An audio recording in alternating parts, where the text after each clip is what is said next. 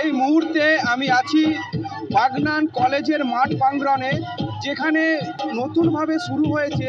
কদিন আগেই কিন্তু পিঠেপুলি উৎসব গেছে, পাশাপাশি কিন্তু বাগনান এমএলএ ফুড ফেস্টিভ্যাল একটি এখানে ফেস্টিভ্যালের একটি হচ্ছে মেলা করা হয়েছে, যেই মেলাতে বিশেষ প্রাধান্য দেওয়া হয়েছে পিঠে এবং পিঠের সামগ্রীকে। সেখানে কিন্তু গোটা বাগনান কেন্দ্রে যতগুলো পঞ্চায়েত আছে তারা কিন্তু এই ফুড ফেস্টিভ্যালে কিন্তু হচ্ছে অংশগ্রহণ করেছেন। দুদিনের ফুড ফেস্টিভ্যাল আমরা শুরু করেছি, এবারে প্রথম আমাদের এই ফুড ফেস্টিভ্যাল, এবং এরপরে প্রতি বছরই আমরা এই ফুড ফেস্টিভ্যাল করব, এবং এটা আগামী দিন আরো একটু বৃহৎ মানে আরো বেশি দিন নিয়ে আমরা করব। এরকম বাংলার যে সমস্ত সাংস্কৃতিক অনুষ্ঠান আর কি, শিল্প সংস্কৃতি, সেগুলোকে আমরা তুলে ধরার চেষ্টা করছি।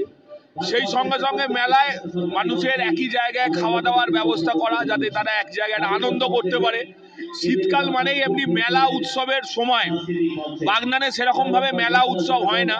আমরা এবছর থেকে এই ফুড ফেস্টিভ্যালটা শুরু করলাম, আগামী দিন আরো বড় করে আরো বৃহৎ আঙ্গিকে আগামী দিন থেকে এটা আমরা করবো। আমাদের এই মকর সবেমাত্র কেটেছে, মকর কাটার পরেই আমাদের বিধায়ক সাহেব আমাদের নতুন একটা ফুড ফেস্টিভ্যাল করেছে, যেখানে আমাদের বাগনানের 1 নম্বর পঞ্চায়েত সমিতি এবং 2 নম্বর পঞ্চায়েত সমিতির আন্ডারে যতগুলো পঞ্চায়েত আছে প্রত্যেকেই আমরা স্টলে পিঠেপুলি উৎসবের অংশগ্রহণ করেছি।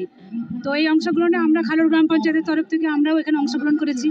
আমাদের 14 রকমের পিঠে আছে খালুর গ্রাম পঞ্চায়েতের, এবং অন্যান্য আরও পঞ্চায়েত আছে আমাদের বাগনান 1, বাগনান 2, বাঙালপুর 1, বাঙালপুর, হাটুরিয়া 1, হাটুরিয়া 2 এবং 2 নম্বরে যতগুলো পঞ্চায়েত আছে প্রত্যেক পঞ্চায়েতে এখানে অংশগ্রহণ করেছে।